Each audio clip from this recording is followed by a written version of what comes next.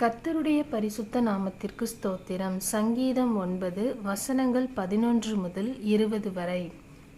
சீயோனில் வாசமாயிருக்கிற கர்த்தரை கீர்த்தனம் பண்ணி அவர் செய்கைகளை ஜனங்களுக்குள்ளே அறிவியுங்கள். இரத்தப் பழிகளை குறித்து அவர் விசாரணை செய்யும்போது அவைகளை நினைக்கிறார். சிறுமைப்பட்டவர்களுடைய கூப்பிடுதலை மறவார்.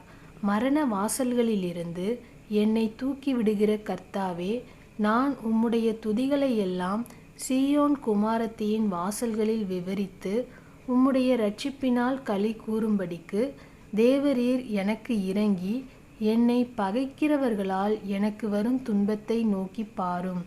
ஜாதிகள் தாங்கள் வெட்டின குழியில் தாங்களே விழுந்தார்கள்.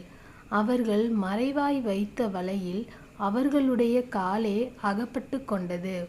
கர்த்தர் தாம் செய்த நியாயத்தினால் அறியப்படுகிறார். துன்மார்க்கன் தன் கைகளின் செய்கையிலே சிக்கிக் கொண்டான். துன்மார்க்கரும் தேவனை மறக்கிற எல்லா ஜாதிகளும் நரகத்திலே தள்ளப்படுவார்கள்.